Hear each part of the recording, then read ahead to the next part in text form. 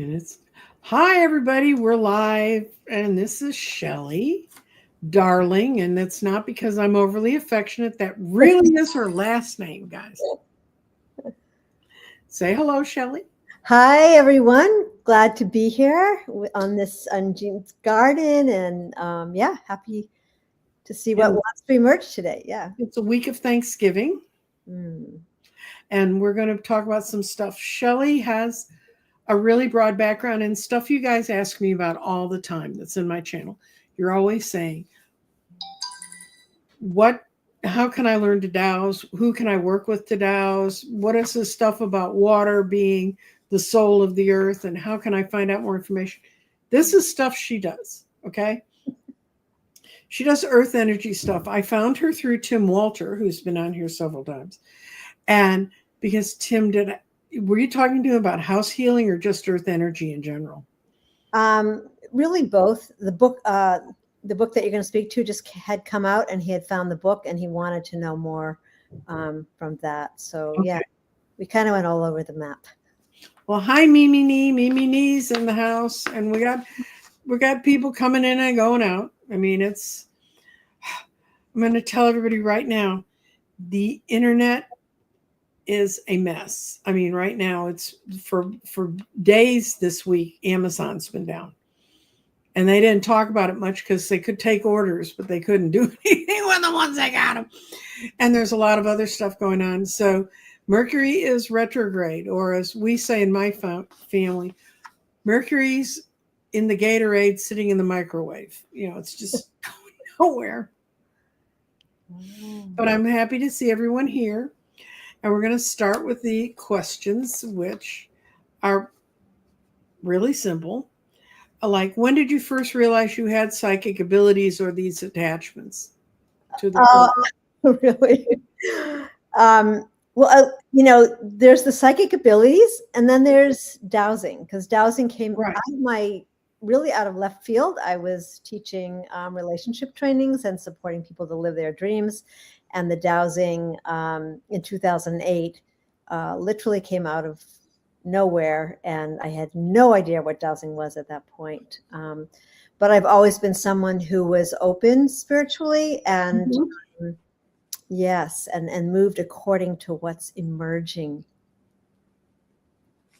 Well, we have someone who's clarifying our lives for us as we speak. Mercury clears retrograde on Saturday at 4:05 p.m. Pacific time. Hang on, guys. We'll get there. So it was like you were already working with kind of energy work and people's consciousness and stuff.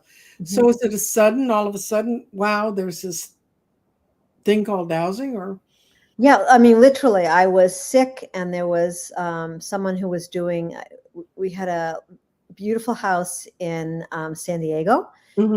I was sick, and we were having an evening introductory program, and I told the person who was there, listen, don't worry about me, but I'm not feeling well, so just you go ahead and do your thing. And that person went, I have my dowsing rods, and take me to your bedroom. I'm not going to do your whole house, but take me there now. And I was like, what's dowsing? What are you talking about? And she comes in with her L rods and into my bedroom, and lo and behold, has me lay in the bed, and exactly where she describes these energy lines are hitting the house, and where they were hitting exactly where I was sick at that night. And the next morning she did her curing. I woke up, I was fine, and I went, okay, what is this? Had no idea. And about a week later, as things do happen when we're in that flow, her managing director was teaching a dowsing course, and I put the dowsing rods into my hand. Within seconds, I had this surge of extraordinary joy. I would have to say it was different than anything I had ever experienced, and in a sense, I had done it before. And yes, and these are, when she talks about L rods, these are L rods. They swing freely. Mine are copper, but they have wooden handles. I don't know if you can see that really well on what you're looking at. And you've got yours. Yes. Here we go. And those are L rods for those people who, when we're talking about that part. Now that's the kind of dowsing. There's actually people in the Middle Ages in pictures dowsing for crops and dowsing for water and stuff. Dowsing also can be working with a pendulum. People seem to do that. Okay. I just want the audience to stay up with, I thought it was when you did that, you know. Did you notice any unusual experiences as a child that would have led you to believe you were going to be in a more spiritual base? Not till I started journaling when I was, late teens, 20s. And I think for me, my childhood a lot was very kept submerged. I will say, as you just asked me that question, I remember as a child being afraid to run across our stairway. And that didn't ever occur to me when I started taking people on journeys to clear their childhood homes. All of a sudden, that's when things began to connect up with me. But and other than when I started journaling, I was very, very, very aware of that I was here for love and truth, and that my incarnation was strictly about that. And I began with a guru, and that's how that whole world began to unfold. Yeah. Good. Okay. And then, and the people who were around you, how did they start to react as your experiences grew and changed? If we're speaking to 2008, people were really blown away because, what I began to realize was that our homes, the energy in our homes, affect our ability to think, ability to relax. I mean, you can go on and on and on. And when I started to douse my clients' homes or started to talk to people that were in the trainings, and all of a sudden people would start to go, they would go, oh, no wonder why I don't want to be in this place, or no wonder why my house feels this way, or why I don't want to go in one room. And so everything started to cohere. And for me, that was probably that deep resonance of, understanding that our homes are conscious, are conscious beings, that that can be measured and that can be really want to support us.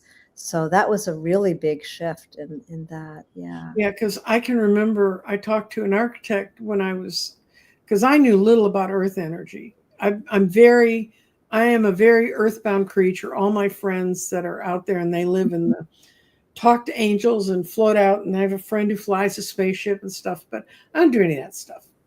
I don't fly spaceships because I'd look bad in the uniform. But when I talked to them, I was talking to an architect. And as all architects do, he had another architect with him from Lima, Peru, who was also a shaman in Peru. And this guy went to visit this woman who said, there's something wrong with my house, but I can't figure it out. And the shaman just stood in the driveway and he said, she has much bad energy lines under her house. We need to go in and and they went in and redirected the energy lines. Don't ask me how to do that. Maybe Shelley can help you with that. I don't know how that works. But anyway, he's the one who taught me how to find energy lines and how I have a ley line tree across the road from me that I go out to visit that talks to me all the time, named Hogarth. And that was when I met Hogarth. He said, well, the elementals want you to work with them. So I work with elementals. So I work with the ground energy. And so I assume you've run into some of these characters before.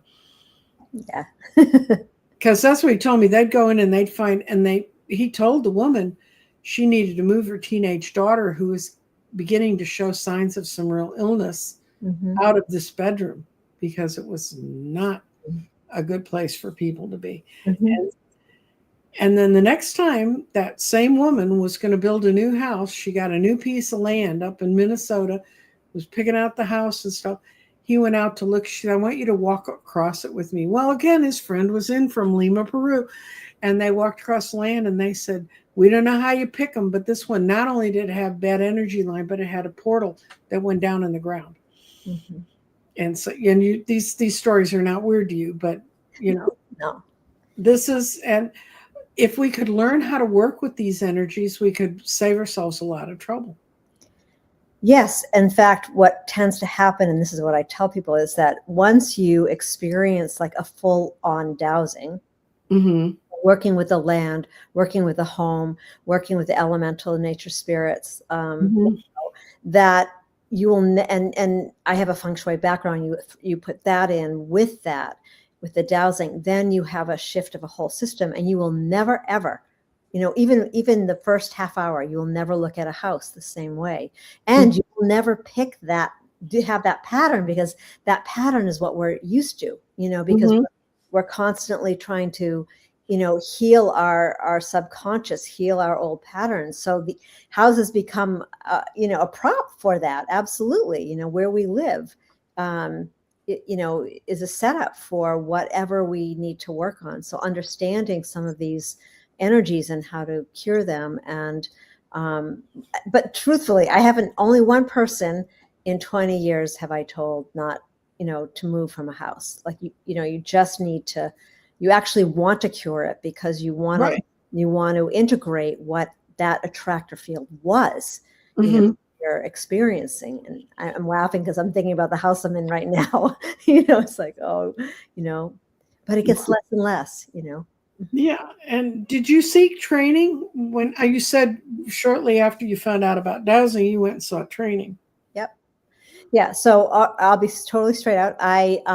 It was Marie Diamond that came to my house. Many of you might know her. She's known as a Feng Shui master and a dowsing master as well. And I actually taught for her for 2 years after I learned.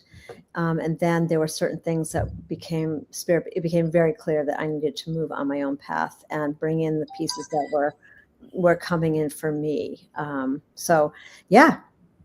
Yeah. And I'll tell you guys, when I first set up my channel, I did numbers. I had a day that was a 1 day, 2 day. I did numerology. I did crystals. I did all the things I knew. And I had to find someone to help me with Feng Shui. I knew about it because I used to be the executive director for a statewide organization of interior designers. And I had designers who worked only in Feng Shui. That's all they did. And I had a great respect for it. But this is where I keep trying to tell people we need to understand that all these disciplines some are more oriented one way or the other, but they all kind of tumble together. It's all energy. I'll just add to that, because this is really the voice that moves me, is that we in our evolution, we're understanding whole system health. We need to understand whole systems. So as an example, Feng Shui, in my experience, and I've worked with a Feng Shui master, it doesn't take care of the earth energies. You're not dealing with geopathic stress. You're not dealing with negative Hartman, negative Carré line, or the Banker grids. And so what happens is, so I've always said, when you bring Feng Shui and dowsing together, you have a portal to heaven, because they're working with each other. And therefore you're creating, but then you absolutely need the piece of communicating with the land, how do you speak to the ancestors? How do you get the ancestors to work with you? On that, like you described, you go on that piece of land, and you got to call it, someone who from Peru. But actually, if you just can learn even just a little bit of understanding who you call and when you call them, and that they're wanting to support your home, your land, your family, then it becomes this really joyous, exuberant experience. Yeah. And it also can be a joyous, exuberant experience for you. Oh, yeah. To learn how that these energies touch you, to acknowledge. Sometimes it's acknowledging them is a big step forward in understanding. I'm big in protective prayers and clearing spaces and stuff that way. And, I'm surprised. I had a lady one time who took a class, and I'd given them this thing called the Violet Flame. And she thought, oh, well, that's kind of cute. I'll read that. So it was during the middle of COVID. So she read it. And she said, all of a sudden the room felt lighter. So she went and read it all over her house. Now, this was during COVID when you didn't have a lot of people visiting you. She had one friend that she would let visit her because they'd kind of decided to do that. And her friend walked in the house the day after she'd done all this, going around the house saying them. And the woman said, "Did you change the window coverings? Have you changed the light in the room?" And she was like, she said, "I thought it was in my mind. But when I had somebody who had no idea what I'd done, I realized, well, his stuff really works." You know, so give it a shot, guys. And anyway, and Shelley has a whole storehouse of things. We're going to get to some books she's written, and they're about power and using power like this. Have you always stayed with the dowsing, or do you have other tools you bring in? The dowsing is really the primary. I mean, I have lots of tools, and and there's for anything from prayers to crystal. There's lots and lots of tools to explore, and tools that are really revolutionizing the dowsing. So, but for me, I don't even have really have a choice. It's like the dowsing and the land became really clear that was really my gift and my forte in supporting people to feel the momentum of who they are, feel the confidence of who they are. I can't even tell you how many times I was laughing 2 nights ago because we had dowsed a school in Australia, and I got back on after a year with one of the founders, and it was just the most magnificent call. But we were just kind of laughing, about the how much that experience had shifted who he was, and he and his wife were both the founders. I mean, this is how it works. People who are couples think, "Oh yeah, we're on the same page," until you start setting up the dowsing and you start to open the house, and all of a sudden I'm listening, I'm going like, "Oh God, they're not even on the same page at all." And then, but the beauty is when you say yes to this experience, when those, whatever, the seen and unseen spirit helpers hear you, that you're saying yes, you're ready for that shift, then things start to coalesce. And that, and for me, the gift is to, I might have 20 years of experience, but if you're standing there with me, you're going to accumulate that wisdom as, all in one package. And you get to use everything that you're learning. Like, there's no holding back, at least for me. Like, I'm not like, oh, I can't tell this like that. It's really about creating what I'm kind of seeing is like a widening of your experience of who you are and the gifts that you have, and having the land and the environment to really let you know, hey, you've got the support, right? Right. Yeah. Well, one of the things, do you have mentors and teachers now, or are you setting yourself up to be the mentor and the teacher? Oh, that's a really good question, isn't it? For me, it's all about always learning. I came back from being with Patrick McManaway, who is an incredible, he's just known as a house whisperer, but he works primarily with agricultural land. And he's not doing some of the work that I'm doing. And so we work together, and I'll always, if I run up against something, I'll call on him. So, yes, I have different mentors. I don't have one person at this point in my life that I'm, like, I really stay open to, okay, show me, what do I need to learn? How can I, and people will ask me a question and I'll say, I might not have the answer to that, but I'll find out, lead you in the right direction. So, and that's what I really believe, that, you just always want to see the people that you're gifting your gift to really be able to take that and grow with it, and have their mentors, and then come back and tell you something that you might not know, which is lovely, right? You can't know everything. I mean, I know people want us to, and they think if we can flip the right card, we'll find out all the answers, but they're just not there. Right. And I know there's readers that I trust for certain kinds of energies and vibrations, and disciplines that I trust for certain kinds of energies and vibrations. And okay, let's see. Oh, this is a good question for you, dear. What's the difference between psychic impressions and imagination?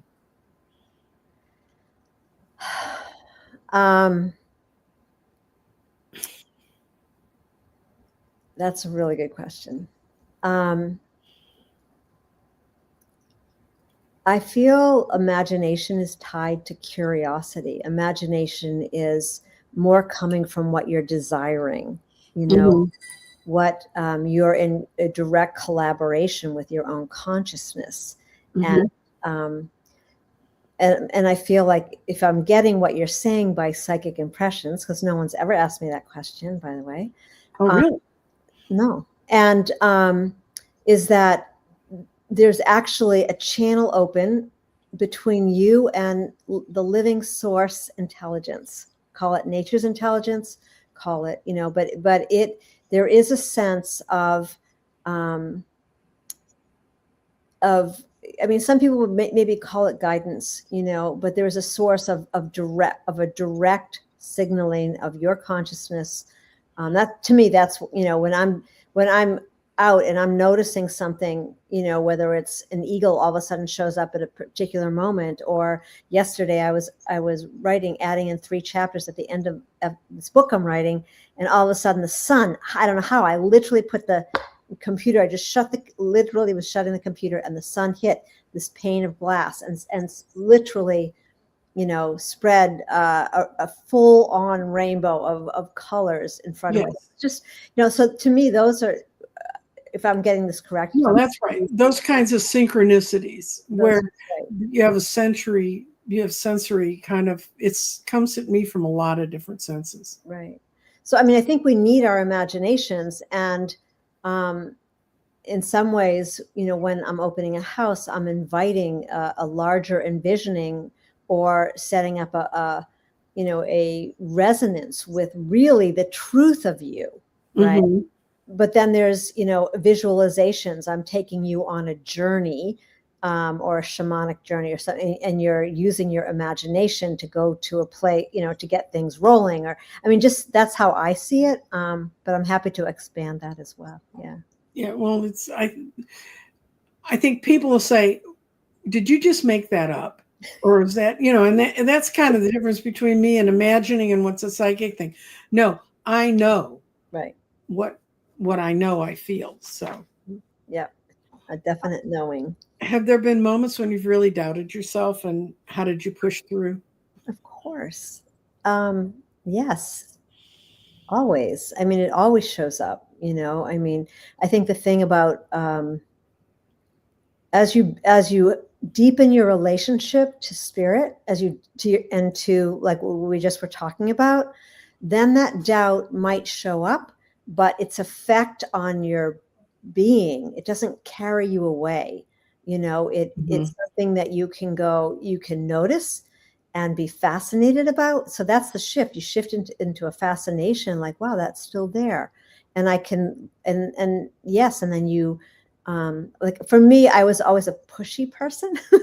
I always push through stuff, but now I don't feel like that happens anymore. I feel like it's much more of about a surrendering to love, you know, that allows for the shift to, you know, to meet that doubt. And I think that's one of the things that I was really surprised about. In 2015, I was guided to open a consortium of dowsers, planetary healers. You didn't have to be a dowser, but you would be by the time you were done with this. Yeah. You know? And you needed to know a little bit so that you understood the lingo. But you know, in this consortium, what I remember ending the first group, you know, after 12 weeks, and then I entered the next one and the next one, and I couldn't believe what I was hearing. Every single person said that their confidence just went off the roof. And that to me was a surprise. And now I understand it, because that's that sensibility of, you know, really understanding what you were just talking about that, the psychic imprinting or the experience where you actually really begin to trust yourself in direct relationship with that source intelligence, right? Mm-hmm. Meeting that. So yes, of course we have doubts that come up, or sometimes, yeah, we just need a little, like, really, is this really real? And then you get the confirmation and something just, you get stronger and stronger in that. Right. And you got to try stuff to see if it works. That's right. Yep. And then, okay, how do you handle skepticism from others and yourself? So I just show that okay, well, where that has really shown up for me is, I remember moving to California and doing a lot of dowsing in California. And there were a lot of, all of a sudden I was meeting engineers or husbands that were engineers, and I was coming in and dowsing. And I mean, that is probably the height of skepticism, right? Right. Scientific mind. And all I needed to do was to ask them, if you could just be here, you don't have to stay for the whole dowsing, but if you could just show up for the first half hour. And in that, having them watch the rods respond, Mm-hmm. They're there for the assessment, because I want them to see what I'm doing, and that, I'm not making it up. And that taught me about, I don't have any issues with skepticism anymore. In fact, I invite it, because we want to, we want to meet that, I will talk to anybody, because I just feel. I mean, I don't, they have a right to their opinion. Then you come and try to talk to me about what you think. And just the people that get to me are the ones who have, it's my mind and I'll close it anytime I want. And that's the end of it. There's nothing you do. Closed minds, closed minds. Have your abilities gone through weak and strong phases? And did you have a feeling as to why that was going on? Yeah, well, very specifically for me, I won't douse late afternoon, evening. I mean, I'm very clear about my energy. So each person has to be clear about their own energy.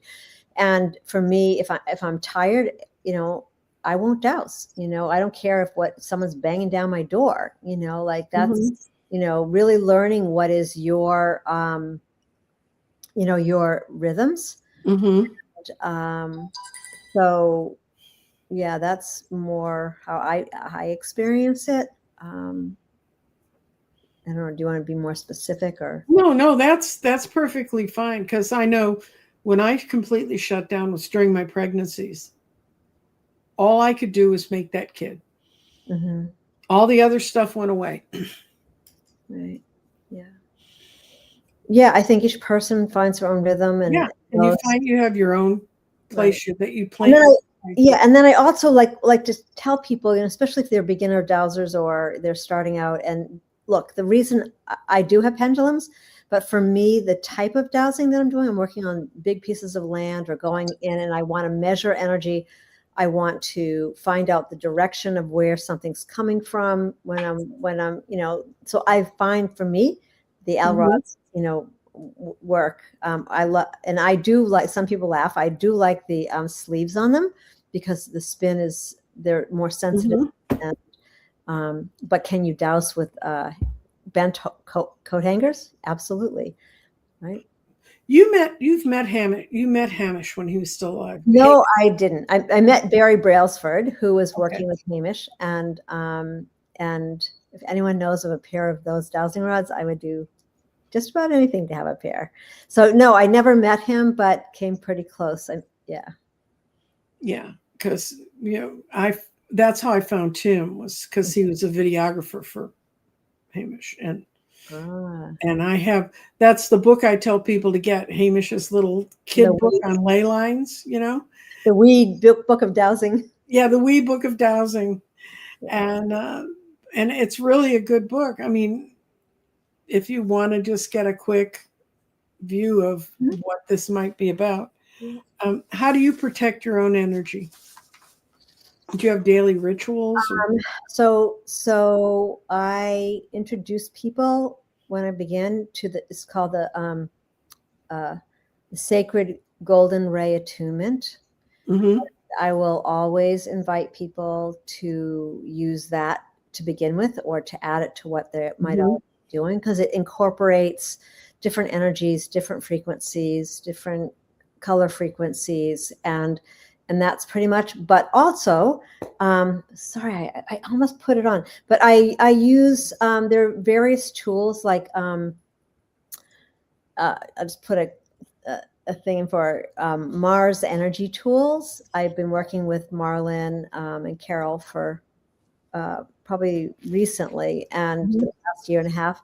And so there are different tools like a necklace where any of these, I love working with tensor rings, Mm-hmm. copper tensor rings, and they're made with the understanding of sacred geometry. They're they hold a vibratory field, like creating a positive vortex. Like I like to call them portable positive vortexes. Mm-hmm. You can wear a necklace that will help, and there's lots of different tools like that.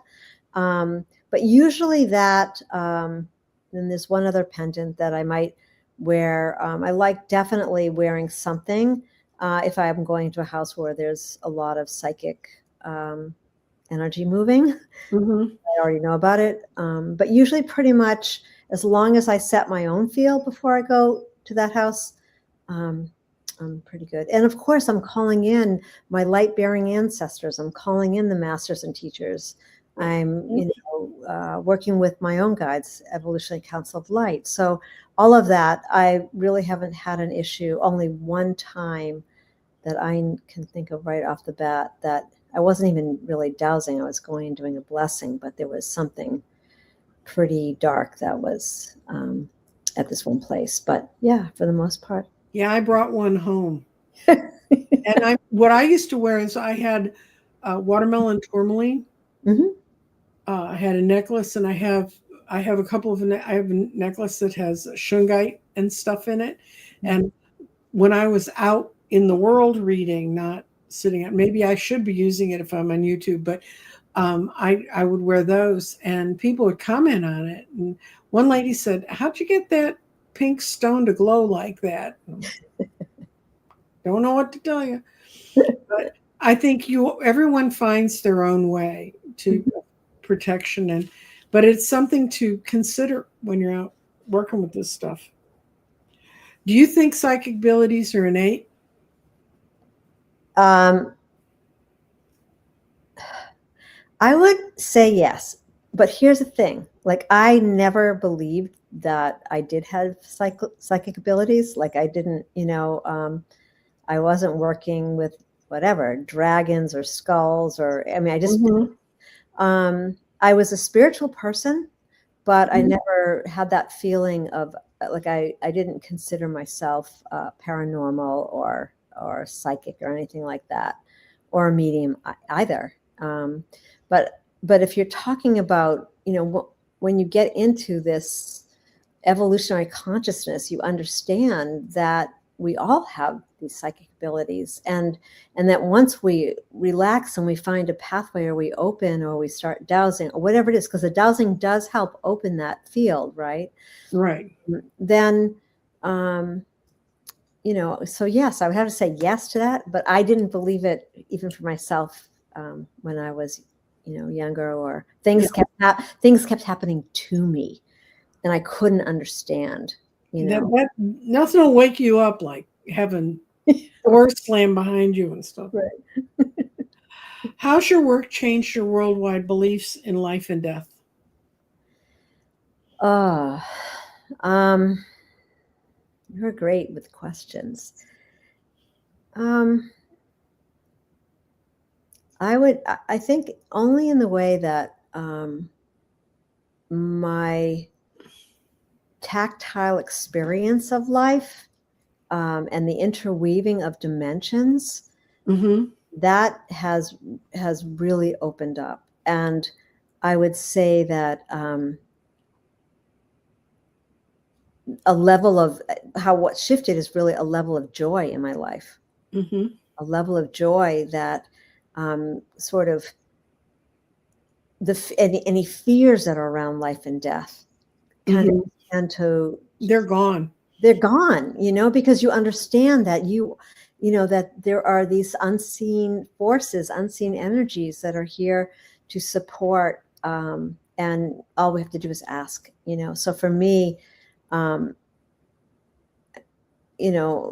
think I wasn't like a fearful person about death, but I feel like that, understanding, like as another example, becoming very connected to the indigenous people of New Zealand, of Aotearoa, understanding some of that has really supported a relationship of being able to accept the fullness of who I am, and who anyone is, and to really aspire to being. Here's a word I really like: a transceiver. Right. Because we receive energy, we give it back, and when we start to understand what the indigenous people talked about as a hollow bone, right? What is it like? Hollow bone, or a flute, to be that conduit of light, of love. So that it's really changed my whole feeling, probably 100%, but in a really positive way. Yeah, I can relate to that, because as a child I was terrified of death, terrified about being around dead people, wouldn't go to funerals. I used to look at my mom and say, but they're not there. Why do you? Well, you're paying service to what they did in the past. And my parents just gave up on it. They just said, we're not taking. So they'd march all the other 4 kids off, and I got to stay home by myself, which, being in a family of 5, was like such luxury. But and the more I got into it, the more I realized there is no life, there is no death. And then finally I got the chance. Last June, I got to sit in the edge of my bed, and they said, you can go today and you can just be gone and come with us and you'll be fine. Or you can stay, but you're going to have a totally different mission. That's part of where the psychic profiles comes from. And so I saw, and I could have gone. And I have had so many people tell me, why didn't you go? That the number of people who said that to me shocks me. I'm like, I don't want to. If I wanted to, I could have.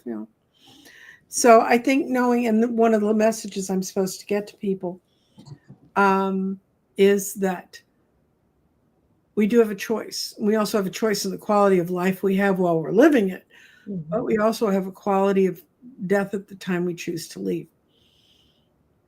And that's just part of the cycle. And we've lost all touch with that to a large extent in our society. But I loved your answer. Okay. What's one of the most powerful readings you've ever done? And you can kind of mask it or talk around it, or you don't have to say names. We don't want the house number.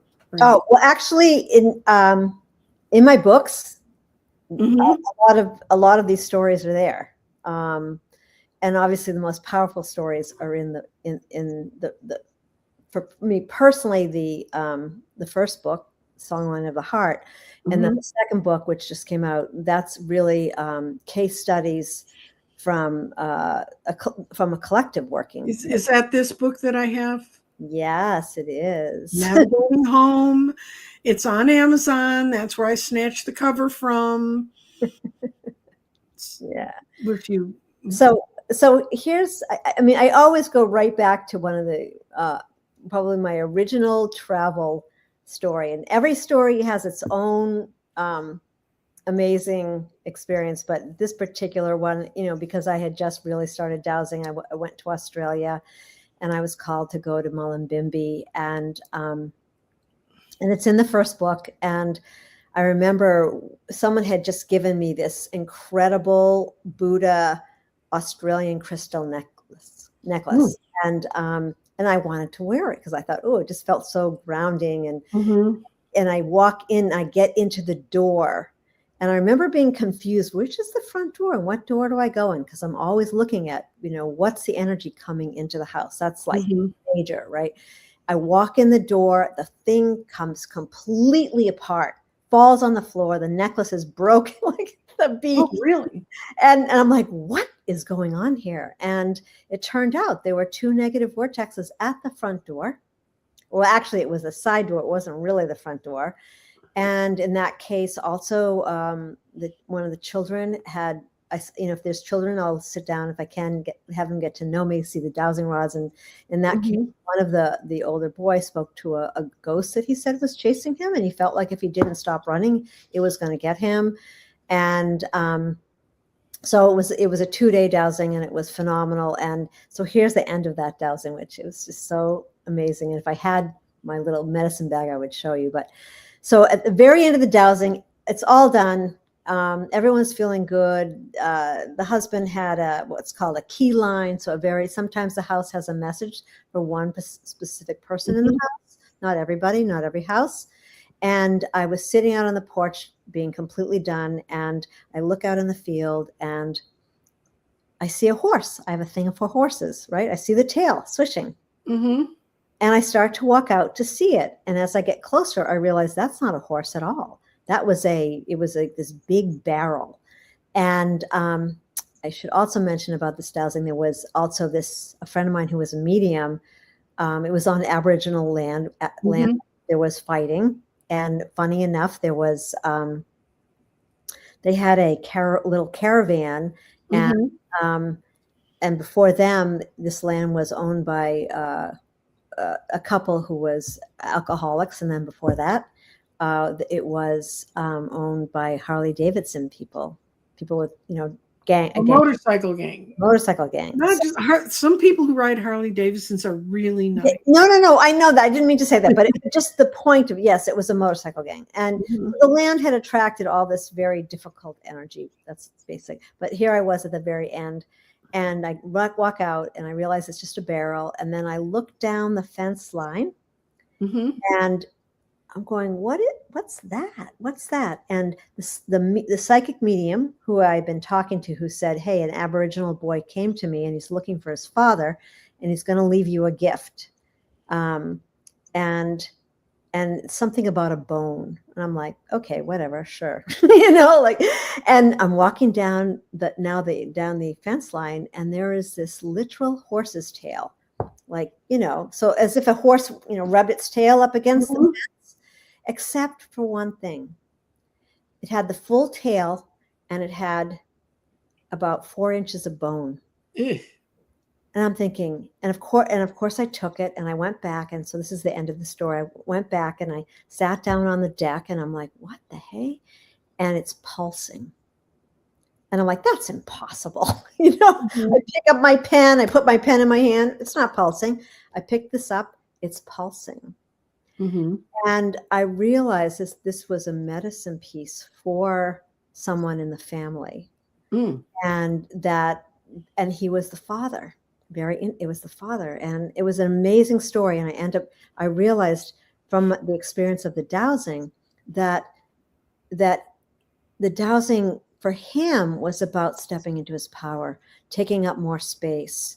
And so I gave him that piece, and I came back about 6 months later, and I was looking around. I didn't see it anywhere. And he starts telling me the story of what happened after the dowsing and how he started taking on, for him, stepping into his joy was surfing, getting up at 5 a.m. He was doing yoga, and all of a sudden he was taking trainings there was one other thing. He said he had never told anyone he had some kind of psychic experience, and he was afraid of it. And that came out, and all of a sudden he stepped into his power, and he was now he was teaching some type of sort of emotional integration techniques from right? So, and I looked around, and I said, oh yeah, where's that? Do you still have that horse's tail? And he goes, yeah. He said, and he hands it back to me. He said, here, you can have it now. So I feel like that was probably one of the most powerful stories in my beginning that always kind of takes precedence if someone asks me, just like. I have a person in the chat that's very interested in what you just talked about. I was on the phone with her last night. She's healing her house slowly. Her house is on, are you ready for this? Native American land that the tribes fought over viciously. And then the elementals got pissed because they messed up their land. So they have a real strong elemental presence there. They had mediums coming on the property that would walk 6 feet into the house and leave because there was so much energy. Anyway, they've done a big cleaning out. Her husband's working on his part, but in part right now, what they're working on is his understanding of his own power. Mm-hmm. And that's why and he grew up in that neighborhood as a child. And then she bought this house and then they married and then he moved in with her. And anyway, and I kept telling him yesterday, we're going to figure out a way for you to work this all out. It's going to. Oh, it's not hard at all. I would just say, one of the things, feel free to contact me. I will. She's here. I will make sure she knows all the ways. Yeah, go to the website, sign up for a free consultation, and really the beauty is that the land and the elementals, it doesn't have to be a long process. Well, the elementals that she has are fun. I mean, she's telling me what they're doing now, and they're kind of fun ones. Although I warned her, elementals are born of the earth, so they have the same duality humans have. So you got to be a little bit more careful. They're not like the lovely angels that just show up and go, whoa. So sometimes, I'll just say this in terms of land. So what's really important is that when the land changes hands, mm-hmm. and yes, of course, if there's been fighting on the land and there's things that need to be done about that, but that basically the land spirits, not just elementals, mm-hmm. need to be really clear of what their job is now. Right. And because there'll be a lot of confusing energy and that's a part of, straightening that all. It's part of us accepting our part as a human in being a part of all these energy systems. Yeah. But that's why I like to talk about whole system health, because when you can combine these modalities, then it's really quite immediate, the shift where you start clearing the geopathic stress, you start clearing the negative vortexes, right. And all of a sudden people can access their higher consciousness that much more quickly. And that will make a really big difference when you start to feel like, the intentions are all the same. You got everybody on the same page. Yeah. That's what they're struggling with right now. Yeah. What advice would you give someone trying to explore their gifts? Ask for help. That's number one, like the level of sincerity and communicate. I don't care if you call God, source intelligence, you have or creator, or it's just the first step is like to really say, show me. Mm-hmm. And guaranteed within moments, within hours, within whatever it is, there'll be something that comes to you that will let you know that you're walking on that next stone. Mm-hmm. You're in alignment with spirit. You're in alignment with your soul. To me, that's number one, that you have to have that in order. And then to trust what shows up in your field, like it might be this call today. It might be something else, but yeah. It's true. And any daily habits or exercises you recommend?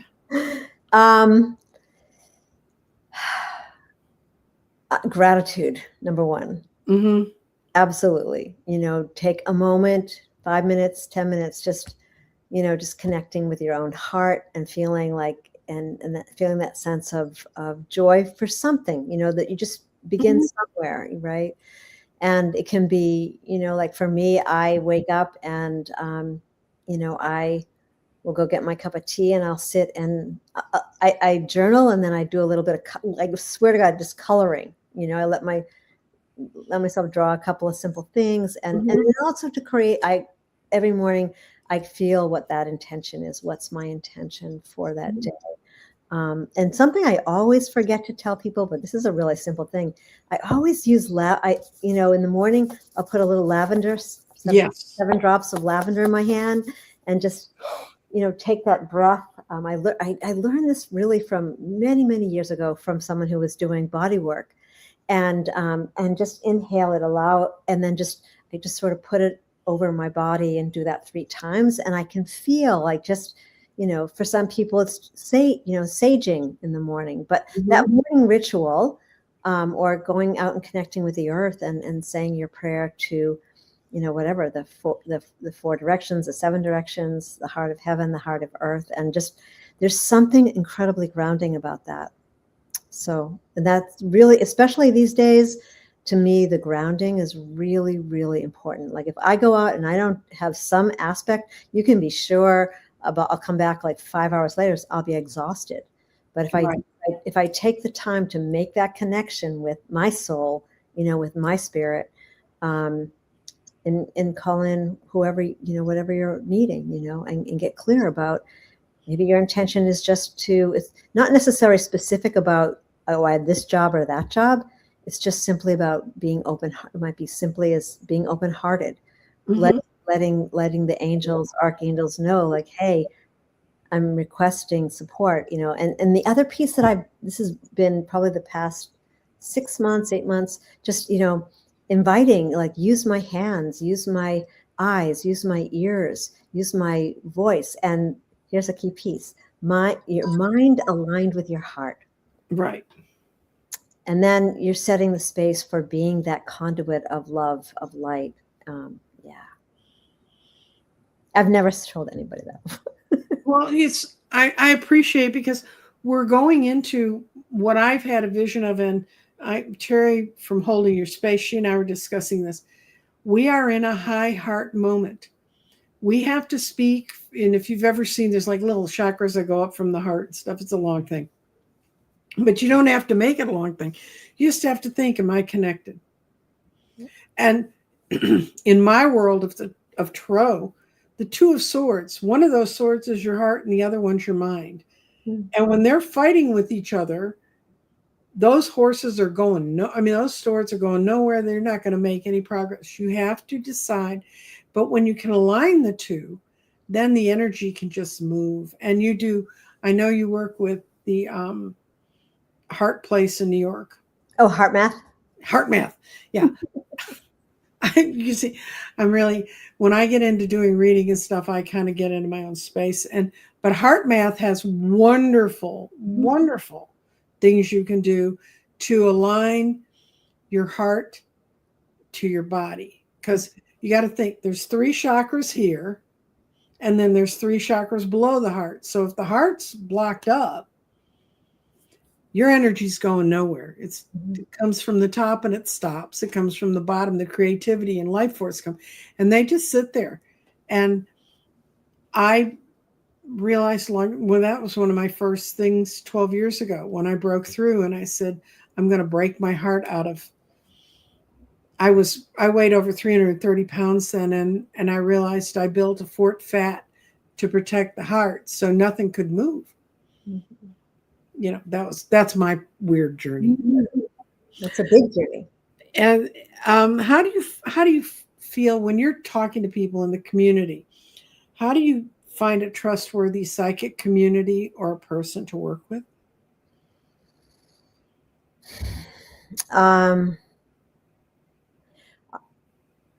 That's really interesting. Number one, if I'm walking into a community meeting or something, I'm always aware of the first person that I walk into. There's something about that connection. It's proven itself over and over again. But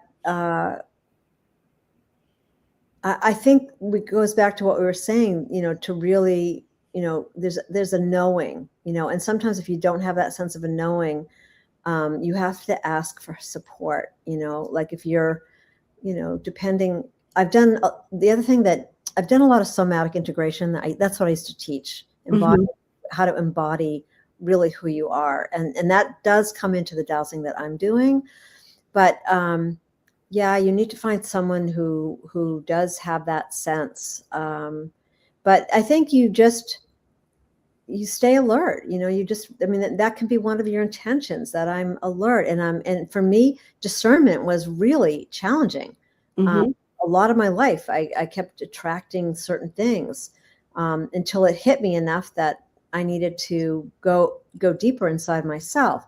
So I think, I don't have that question anymore, but I definitely, I mean, I think when you meet someone that's real and someone, that you Right. honest, like you need, we need to have truth. Like, to me, go in the direction of indigenous wisdom, because something that we all need is something, the indigenous wisdom speaks to living in harmony with yourself and the earth. You pretty much can't go wrong in that direction, Right. Yeah. So, but Well, I think you do have to be careful of people. I mean, well, I always tell people, first of all, people say to me, "Oh, but my guides don't tell me. I can't hear them." And are you asking to hear them? A lot of times, oh no, did I have to ask to hear them? Yes. So you have to be open to hear it. But okay, this is the easiest question of the bunch. What's the biggest lesson you've learned in your psychic journey? what's the biggest lesson? Oh boy. Is there one? I know. There was just one. The biggest lesson is to trust my own heart, to find a pace of life that works for me, and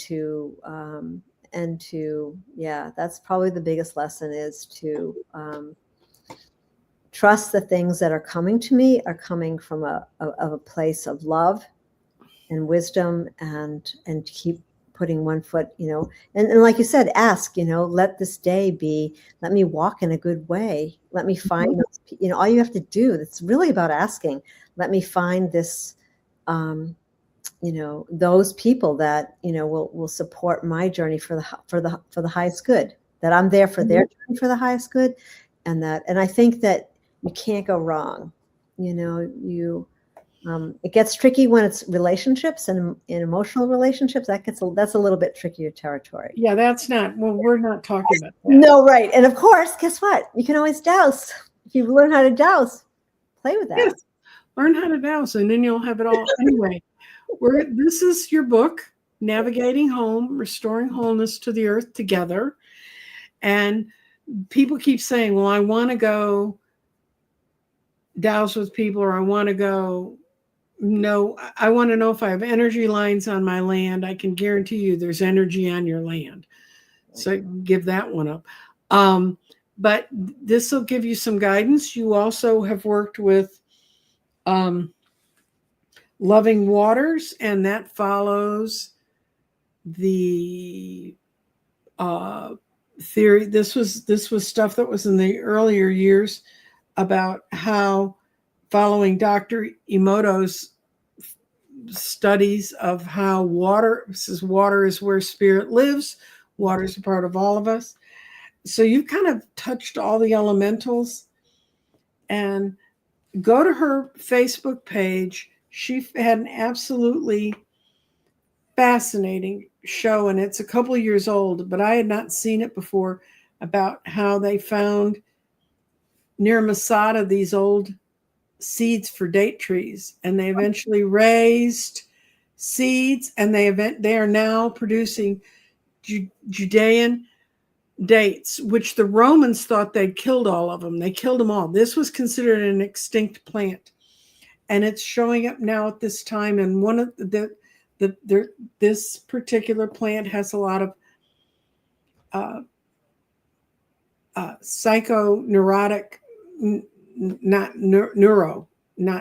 neuro things. It helps with depression. It helps with a lot of other things, and that's what it was known for in the old world too. It's been written about from over 4,000 years ago. It was in literature, and I just found it fascinating. I went to your site this morning and I went, oh, I wonder what this is about. And it was, to me, that's absolutely fascinating. That's really history you can use.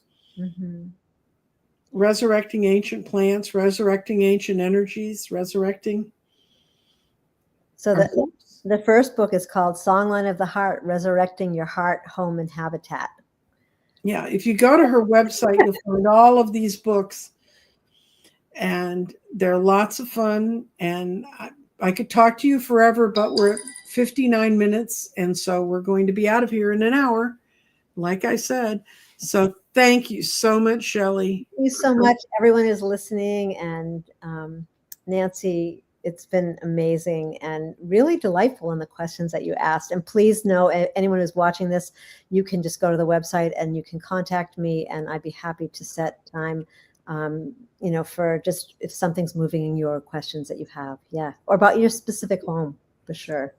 And you've got thank yous in the chat. So thank you, everyone. It's been a joy. Bye. Really fun. Thank you. Bye for now.